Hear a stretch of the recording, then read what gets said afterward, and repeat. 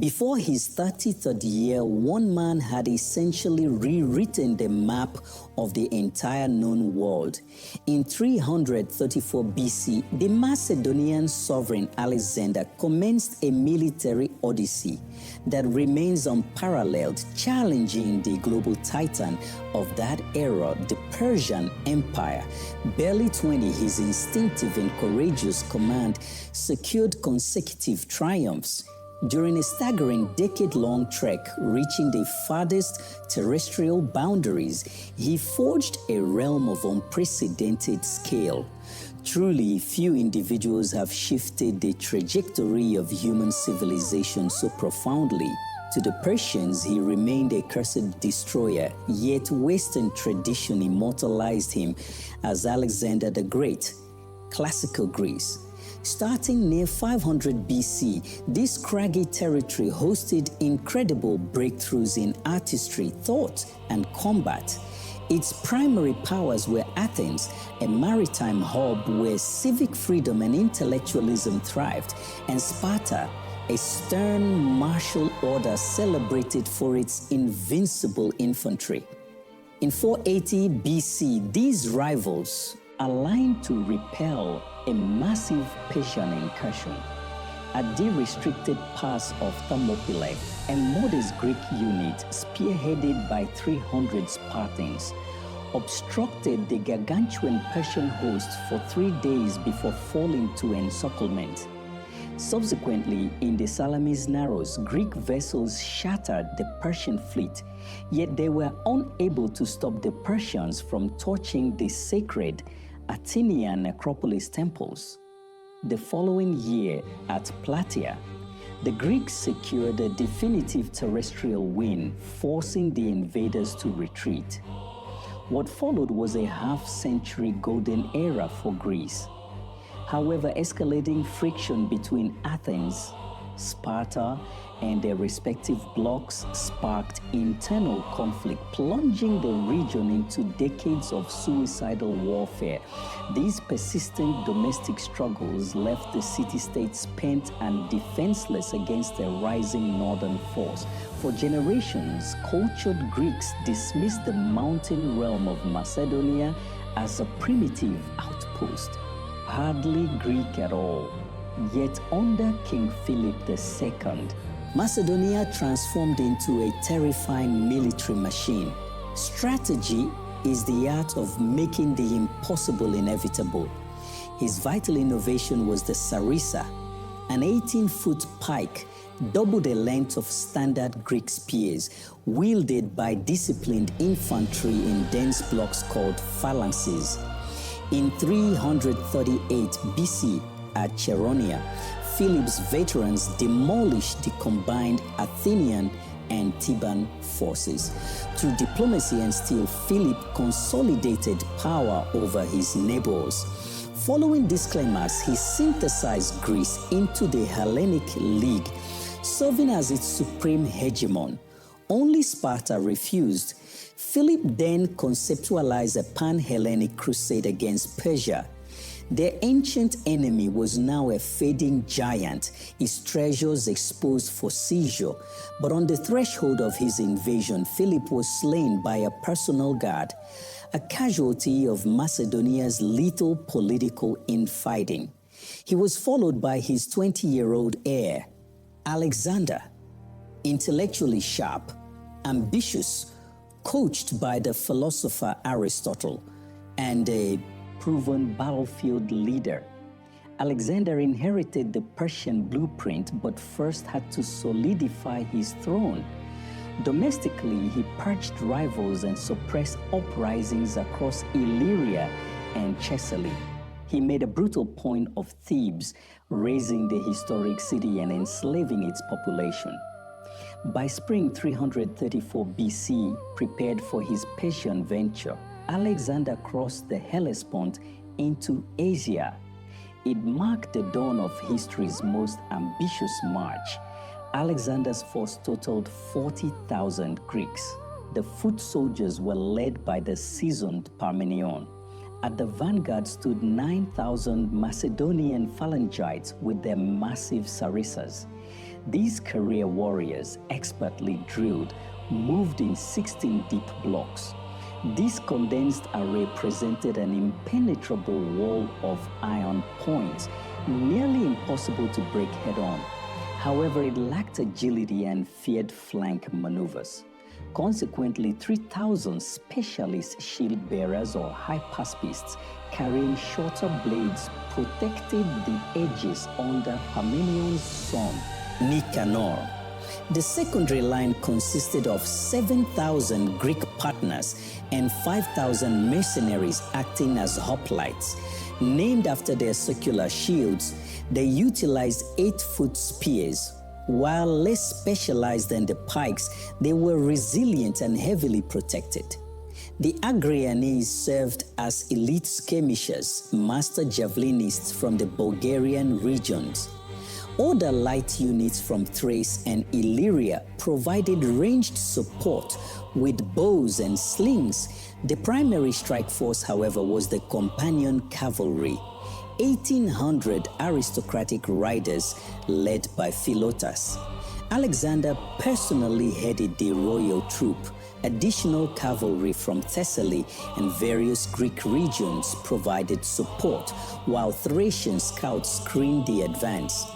The sprawling Persian realm was partitioned into districts called satrapies, each managed by a governor. Those in Asia Minor, now under threat, gathered to strategize. Memnon of Rhodes, a clever Greek mercenary in Persian pay, advocated for a scorched earth policy, burning food supplies and retreating inland to starve the invaders. It was sound logic, yet the governors refused to ruin their own lands. They chose instead to confront Alexander at the river Granicus. The Persian line formed behind a shallow but steep-banked river. Their front was a massive cavalry screen of 10,000 riders from across the empire, Iranians, Afghans, and Turks. Behind them sat the reserves, several thousand Greek mercenaries. The Persians, perhaps doubting the loyalty of these Greeks against their king, kept them at the rear. Alexander, eager to smash this force before they could vanish, rushed to the riverbank. On his left, he placed the Thessalian and Thracian horsemen under Parmenion. The center held the bristling pikes of the phalanx. On the right, Alexander took charge with the companions, hypaspists, and light troops. Though slightly outnumbered and advised to wait for dawn, he launched an immediate strike. He sent a sacrificial squadron across. First, followed by the light horse and shield bearers. Then, urging his men toward glory, Alexander plunged into the current. Mid-river, the Greeks endured a storm of Persian projectiles. Those reaching the bank were met by a wall of Persian horses. Alexander was at the epicenter. The fighting was claustrophobic and desperate, a chaotic mess of man and beast as the Macedonians clawed for a foothold. Alexander's move seemed suicidal, yet it bought the necessary seconds for his heavy infantry to ford the stream. Suddenly, the king was nearly killed by 2 Persian lords. One struck his head, shearing his helmet, but Alexander pierced him with a lance. As another noble raised a blade to finish the king, Black Clytus intervened, severing the attacker's arm mid-swing. With the Greeks finally established on the bank, the Persian cavalry could not withstand the pike wall and fled. Interestingly, the Persian-Greek mercenaries hadn't even engaged yet. In a vengeful fury, Alexander refused their surrender, viewing them as traitors to Greece. They were encircled and slaughtered. Alexander had triumphed. Asia Minor was open, but the heart of Persia remained wealthy and powerful. To truly seize the throne, he would have to face the King of Kings, Darius, in person. By 333 BC, the 21-year-old conqueror had humiliated the Persian satraps at Granicus. As he entered Sardis, the provincial capital surrendered instantly, yet a major obstacle remained: the Persian navy. Rather than a risky sea battle, Alexander aimed to choke their ports. He spent the winter besieging Miletus and Halicarnassus. By the following spring, he pushed into Phrygia. At Gerdium, he encountered the famous Gerdian knot. Legend claimed its master would rule Asia.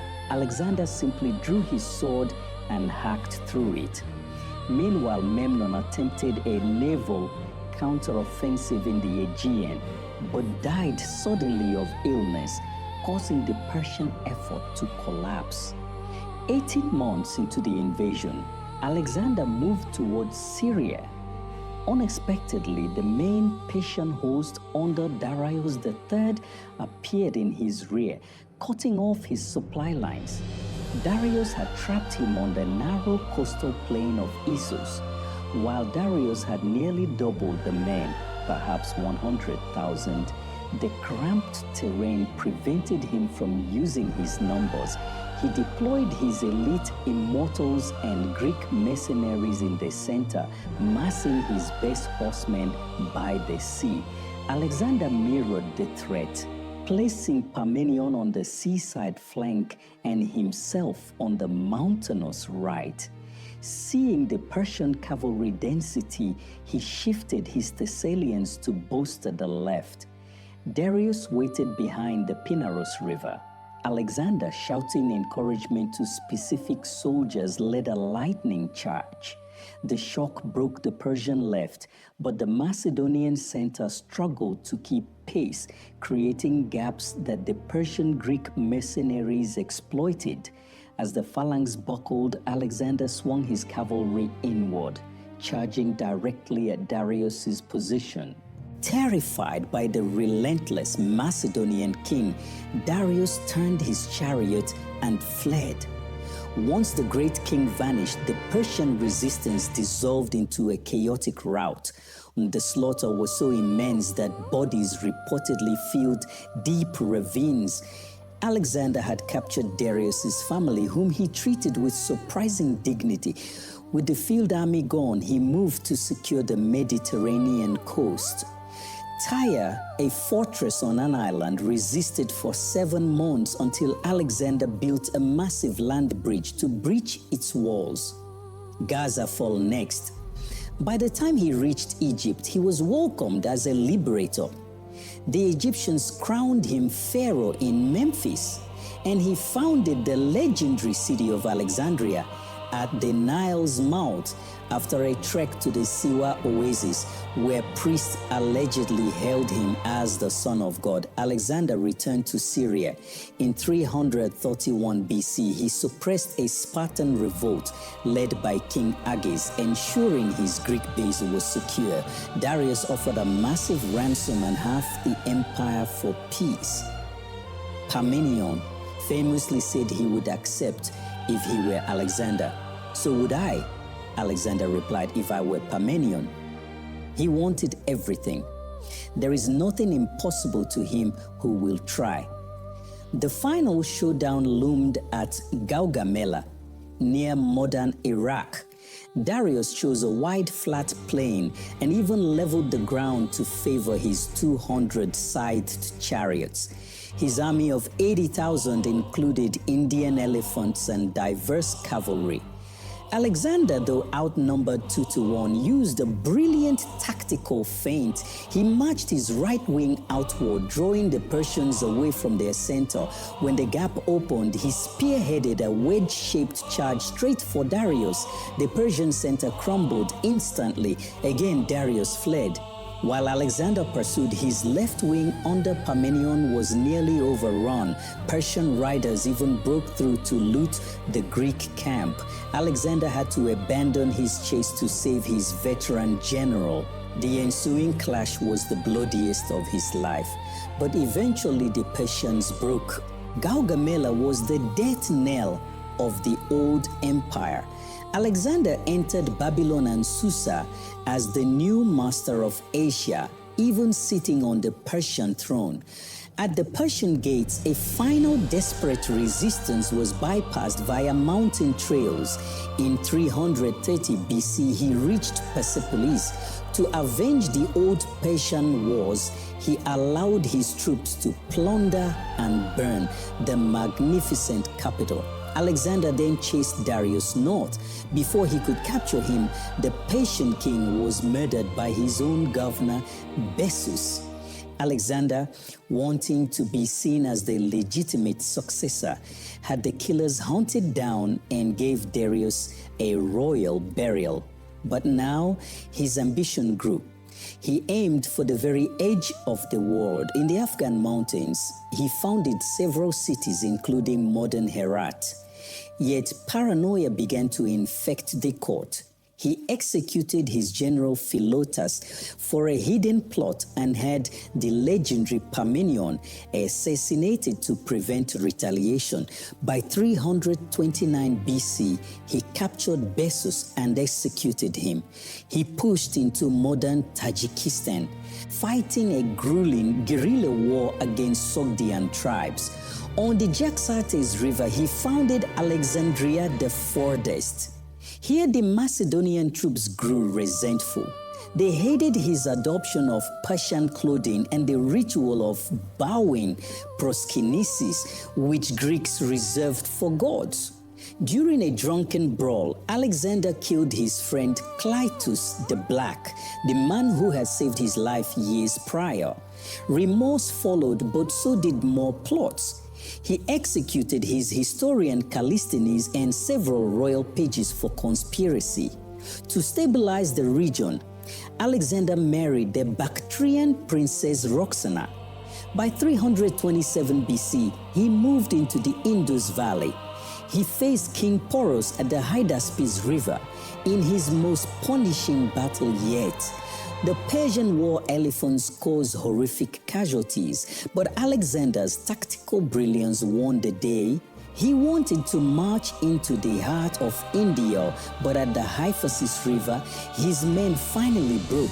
They had marched thousands of miles over 8 years and refused to go further. Alexander was incandescent with rage but was forced to turn back. The return trip was a nightmare. While attacking a local city, Alexander was shot through the lung and nearly died. Reaching the coast, part of the army sailed home, discovering sea routes previously unknown to Greeks. Alexander led the rest through the brutal Gedrosian desert, where heat and thirst killed thousands. Back in Persia, he purged corrupt governors and attempted to fuse his two worlds through mass marriages between Macedonian officers and Persian nobles. But at Opis, his veterans mutinied again, feeling replaced by Persian recruits.